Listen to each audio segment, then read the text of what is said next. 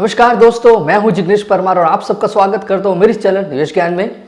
तो दोस्तों, आज इस वीडियो में हम जानकारी लेने वाले हैं कोटक म्यूचुअल फंड के द्वारा लॉन्च किए गए अपने नए NFO Kotak global innovation fund of fund के बारे में। दोस्तों, ये एक open ended fund of fund प्रकार की स्कीम है जो कि इन्वेस्टमेंट करने वाली है वेलिंगटन ग्लोबल इनोवेशन फंड या तो फिर उसके जैसे ही दूसरे फंड्स के यूनिट में। यह एनएफओ ओपन हुआ है 8 जुलाई 2021 को और क्लोज होने वाला है 22 जुलाई 2021 को। तो दोस्तों, इस एनएफओ की जानकारी अच्छे से समझने के लिए आपको इस वीडियो को अंत तक देखना बेहद जरूरी है। अगर आपको ये वीडियो पसंद आए तो इसे लाइक करें, कमेंट करें, शेयर करें और अगर अभी तक आपने इस चैनल को सब्सक्राइब नहीं किया है तो जल्द से जल्द सब्सक्राइब कर लें।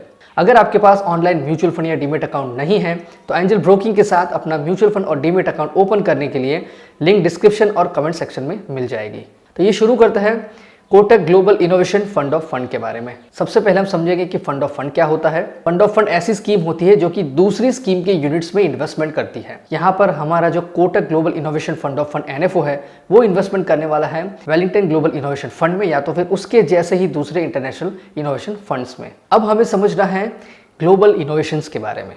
दोस्तों, इनोवेशंस ऐसी चीज है जो कि इंसान यानी कि हम आदि मानव के जमाने से करते आए हैं और इनोवेशंस होते हैं हमारी जिंदगी को सुधारने के लिए और उसे बेहतर बनाने के लिए। हजारों लाखों सालों से आदि मानव पहले गुफा में रहता था और तभी से इनोवेशंस चालू है। पहले लोग पैदल चलते थे, आज हवाई जहाज है। पहले लोग सिर्फ आग से खाना पकाते थे, अब माइक्रोवेव ओवन है। आदि मानव पत्तों के कपड़े पहनते थे, आज लोग फैशनेबल कपड़े पहनते हैं। गुफा में रहते रहते लोग महल तक पहुंच गए। पहले लोग चिट्ठियां लिखकर भेजते थे, आज स्मार्टफोन का जमाना है। और ये सब कुछ पॉसिबल हुआ है इनोवेशंस की बदौलत। और ये इनोवेशंस कंटिन्यूसली बिना रुके हो रहे हैं। हर फील्ड में, हर सेक्टर में पहले से बेहतर बनाने के लिए इनोवेशंस किए जा रहे हैं, जैसे कि medical sector, defence, IT, transport और भी ऐसे बहुत सारे सेक्टर्स हैं जिसमें पहले से भी बेहतर चीज़ें बनाई जा रही है सिर्फ इनोवेशंस की वजह से। कुछ साल पहले सोशल मीडिया को कोई जानता भी नहीं था और आज ढेर सारे ऑनलाइन प्लेटफॉर्म है। पहले हम बिना वायर वाले फ़ोन की कल्पना भी नहीं कर सकते थे, आज हमारे पास स्मार्टफोन है, 4G 5G इंटरनेट है और ये सब कुछ हुआ है ग्लोबल इनोवेशंस की वजह से। पहले लोग घोड़े पे या तो फिर ऐसे जानवर पे सफ़र करते थे, आज फ्लाइंग कार का टेस्टिंग हो रहा है।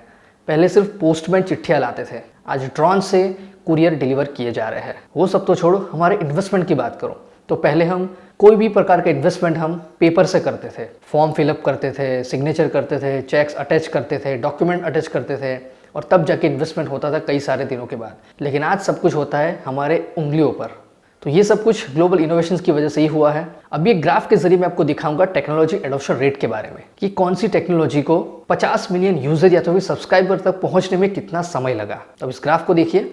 इलेक्ट्रिसिटी को 50 मिलियन यूजर्स तक पहुंचने में करीब 46.5 ईयर्स लगे, टेलीफोन को 35 ईयर्स, उसी तरह radio, television, PC, mobile phone, internet, smartphone और पोकेमॉन गो गेम उसको तो सिर्फ 0.1 ईयर इतना ही समय लगा है 50 मिलियन यूजर या तो फिर सब्सक्राइबर तक पहुंचने में।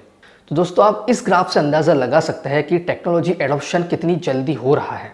ये सब तो ठीक है कि एडॉप्शन हुआ, इनोवेशंस हुए, लेकिन इससे हमें क्या फायदा हुआ? हमारे तो खर्चे और बढ़ गए। हर घर में 2-4 स्मार्टफोन, टीवी और न जाने क्या क्या इलेक्ट्रिक इक्विपमेंट्स और बहुत सारी चीज़ें होती हैं। और ये बहुत ही अच्छा एक कॉमेडी फोटो है इसके ऊपर। लेकिन वो सब तो ठीक है, लेकिन हमें इसे दूसरे नज़रिए से देखना चाहिए। हमें एक इन्वेस्टर के नज़रिए से इसे देखना चाहिए कि हमारा फ़ायदा यहाँ पर कहाँ है। हम सिर्फ उस चीज़ों में पैसा डाल के क्यों पैसे वेस्ट कर रहे हैं? साथ में उस चीज़ों में इन्वेस्ट करके हमें पैसे बनाने भी चाहिए। तो कुछ एग्जाम्पल देता हूँ मैं। दोस्तों, फेसबुक के शेयर की प्राइस मई 2012 में 19.5 यूएस डॉलर थी, जो कि जुलाई 2021 में 353 यूएस डॉलर है। मतलब 9 साल में करीब 1800% का रिटर्न इस शेयर ने दिया है। उसी तरह से अल्फाबेट 2004 में 54 यूएस डॉलर पर था, जो कि जुलाई 2021 में 2530 यूएस डॉलर है। 17 साल में उसने करीब 4685% का राइज दिया है। माइक्रोसॉफ्ट की 1986 की शेयर प्राइस है 0.1 यूएस डॉलर, जो आज है 277 यूएस डॉलर। 35 साल में करीब 2,77,000 का रिटर्न दिया है। उसी तरह से अमेजॉन 1997 में 1.73 यूएस डॉलर, आज है 3,706 यूएस डॉलर। मतलब कि 24 साल में करीब 2,14,219% रिटर्न दिया है। उसी तरह से टेस्ला जुलाई 2010 में 3.84 यूएस डॉलर और आज की इसकी प्राइस है करीब 681 यूएस डॉलर। 11 साल में 17,734% का रिटर्न दिया है। वॉक्सवैगन 1996 में 23 यूरो शेयर प्राइस थी और आज है 218 यूरोस, मतलब कि करीब 25 साल में 947% का रिटर्न। एप्पल की बात करें तो 2004 में उसकी शेयर प्राइस थी 1 यूएस डॉलर और आज है 144 यूएस डॉलर, मतलब कि 17 साल में 14,400% का रिटर्न दिया है। दोस्तों ये थे कुछ ग्लोबल इनोवेशंस के एग्जाम्पल। इसमें से बहुत सारी चीजें आप अभी भी इस्तेमाल करते हैं, तो क्यों ना इस कंपनीज के अंदर इन्वेस्टमेंट करके हम भी इतने सारे % का मुनाफा कमाएं। जो चीज़ के बारे में आप जानते हैं, जो चीज़ आप पसंद करते हैं, जिसकी क्वालिटी के बारे में आप गारंटेड है, जिसके भविष्य के बारे में आप अच्छे से अंदाजा लगा सकते हैं, तो ऐसी कंपनीज के स्टॉक में इन्वेस्टमेंट करने में क्या प्रॉब्लम है। ऊपर से हमें ऐसी ही कंपनी के स्टॉक में इन्वेस्टमेंट करना चाहिए। क्या आपको लगता है कि फेसबुक रातों रात बंद हो जाएगा? क्या अमेजॉन बंद हो जाएगा? क्या गूगल बंद हो जाएगा? क्या एप्पल बंद हो सकता है? नहीं ना। तो हमें ऐसे ही कंपनीज के अंदर इन्वेस्टमेंट करके अच्छा मुनाफा कमाना चाहिए। अब ये कुछ एग्जाम्पल है फ्यूचर थीम्स के, अलग अलग सेक्टर की अलग अलग थीम्स है। तो दोस्तों इससे हमें जानकारी मिलती है कि बहुत सारी थीम्स, बहुत सारे सेक्टर्स ऐसे हैं जिसमें बहुत सारे ग्लोबली इनोवेशंस हो रहे हैं, जिसमें बहुत सारे मुनाफा कमाया जा सकता है। तो इसीलिए और इंटरनेशनल लेवल पे, ओवरसीज लेवल पे बहुत सारे ग्लोबल इनोवेशन फंड एक्टिव है। तो यहाँ पर भारत में भी उसी ग्लोबल इनोवेशंस के फायदे के लिए कोटक म्यूचुअल फंड ने अपना एनएफओ लॉन्च किया है, जिसका नाम है Kotak global innovations fund of fund. इसका फंड स्ट्रक्चर कुछ इस तरह से होगा कि इंडिया के investors Kotak global investor fund of fund में इन्वेस्टमेंट करेंगे और ये फंड उसके underlying fund Wellington global innovations fund में इन्वेस्टमेंट करेगा। मतलब कि जो भारत के इन्वेस्टर है वो डायरेक्ट ओवरसीज में इन्वेस्टमेंट नहीं करने वाले हैं, लेकिन थ्रू कोटक के एनएफओ इन्वेस्टमेंट करने वाला है। तो अब हम थोड़ी सी जानकारी लेते हैं वेलिंगटन ग्लोबल इनोवेशंस फंड के बारे में। तो इस फंड का बिजनेस करीब 1316 बिलियन यूएस डॉलर जितना है। 60 प्लस कंट्रीज में इसके क्लाइंट्स हैं। 2385 प्लस इसके क्लाइंट्स हैं। 42 बिलियन यूएस डॉलर जितना यूसीआईटीएस फंड एसेट अंडर मैनेजमेंट है। 896 इन्वेस्टमेंट प्रोफेशनल काम करते हैं। 17 साल का एक्सपीरियंस है। 182 जितने पार्टनर्स हैं और इसका पोर्टफोलियो करीब 40 से 70 स्टॉक्स का बना है। अब हम इस वेलिंगटन फंड के पोर्टफोलियो कंस्ट्रक्शन के बारे में थोड़ी जानकारी लेंगे। इसकी पोजीशन साइज है maximum 10%। Industry and country wise weightage है अनकंस्ट्रेन्ड। मार्केट कैप है all market caps. Cash fully invested. Style है ग्रोथ बायस। टर्नओवर है low to moderate. Number of equity holdings है टिपिकल 40 to 70 और ESG फ्रेमवर्क पे ये काम करता है। दोस्तों इसमें ESG यानी कि एनवायरमेंटल, सोशल एंड गवर्नेंस, इस थीम पर भी काफी फोकस दिया गया है और ये थीम इन्वेस्टर में अभी काफी फेमस है। बात करें पोर्टफोलियो मैनेजमेंट टीम की तो इसके फंड मैनेजर्स हैं mister Mitchell Masdea and mister Brian Barbetta. तो अब है उसकी कुछ फंड डिटेल्स। ये फंड शुरू हुआ था फरवरी 2017 में। फंड्स एसेट है 413 million US dollar. Average market cap है 365 बिलियन यूएस डॉलर और एसेट वेट मार्केट कैप है 291 बिलियन यूएस डॉलर और ये फंड लग्जमबर्ग बेस्ड है। अब यहाँ देखिए ग्लोबल इनोवेशन ट्रेंड्स के बारे में। Automatic evolution, democratisation of finance, artificial intelligence, connected world, new retail, health care innovation, climate change and consumer preference. दोस्तों इस फंड का बेंचमार्क है MSCI all country world index. अब हमें वेलिंगटन ग्लोबल इनोवेशन फंड और MSCI all country world index के return की comparison देखेंगे तो यहाँ पर ईयर वाइज रिटर्न का ग्राफ दिखाया है। इसमें 1 साल, 2 साल, 3 साल, 2018, 19, 20 और सिंस इंसेप्शन रिटर्न का ग्राफ दिखाया है। यहाँ पर जो डार्क ब्लू लाइन है वो वेलिंगटन ग्लोबल इनोवेशन फंड की है और लाइट ब्लू लाइन है वो MSCI all country world index की है। तो 1 साल की बात करें तो 1 साल में वेलिंगटन फंड ने दिया है 39.41% रिटर्न, जबकि बेंचमार्क ने दिया है 36.23%।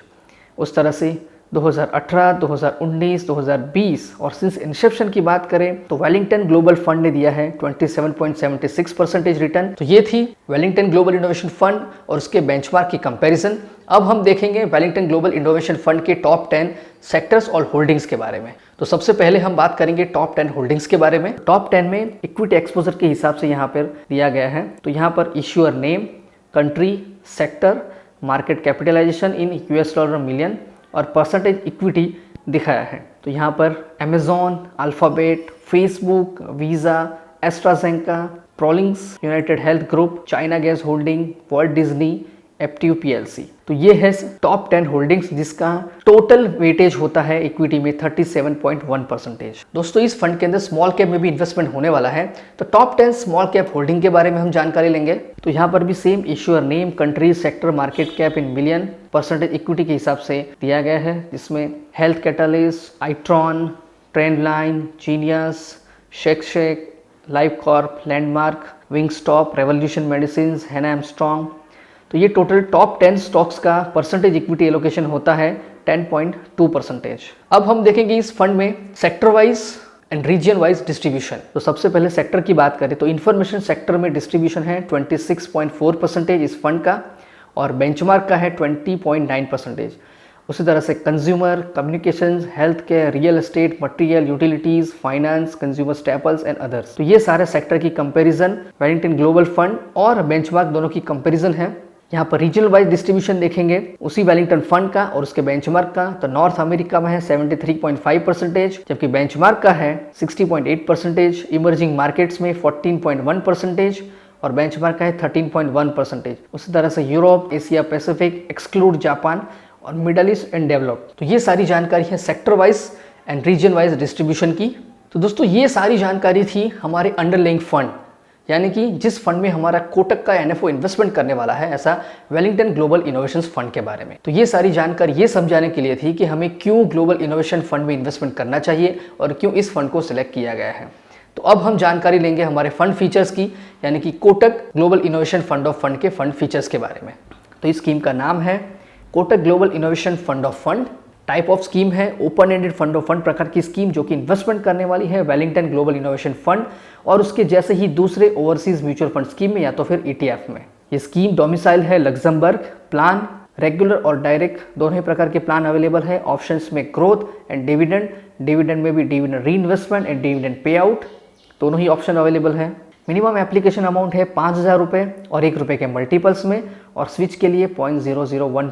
मिनिमम एडिशनल एप्लीकेशन अमाउंट है 1,000 रुपये और ₹1 के मल्टीपल्स में। पे आउट डेट है T+6 days. Total expense ratio है रेगुलर फंड में 2.25%। लोड स्ट्रक्चर एंट्री लोड तो नील है और एग्जिट लोड 1 साल के अंदर रिडम्पशन, स्विच कुछ भी किया तो 1% एग्जिट लोड लगेगा और 1 साल के बाद कोई भी एग्जिट लोड नहीं लगेगा। फंड मैनेजर है mister Arjun Khanna. Benchmark index है MSCI all country world index total return index. SIB STP सब अवेलेबल है और इसका टैक्सेशन डेट स्कीम का टैक्सेशन एप्लीकेबल है। इस स्कीम का रिस्कोमीटर है वेरी हाई, मतलब कि आपको लंबे समय के लिए ही इसके अंदर इन्वेस्टमेंट करना है। तो दोस्तों ये थी पूरी जानकारी कोटक म्यूचुअल फंड के द्वारा लॉन्च किए गए Kotak global innovation fund of fund के बारे में। कुछ समराइज करते हैं तो ये जो फंड है ये NFO ओपन हुआ है 8 जुलाई 2021 को और क्लोज होने वाला है 22 जुलाई 2021 को। ये एक फंड ऑफ फंड प्रकार की स्कीम है। तो ये इन्वेस्टमेंट करने वाला है ओवरसीज फंड में जिसका नाम है वेलिंगटन ग्लोबल इनोवेशंस। ये फंड आपके लिए सूटेबल है या नहीं, ये जानने के लिए और इस फंड में इन्वेस्टमेंट करने के लिए अपने फाइनेंशियल एडवाइजर की हेल्प जरूर लें। तो दोस्तों मैं जिग्नेश परमार अब आपसे विदा लेता हूँ। मिलते अगले वीडियो में ऐसी ही महत्वपूर्ण जानकारी के साथ। जय हिंद, जय भारत।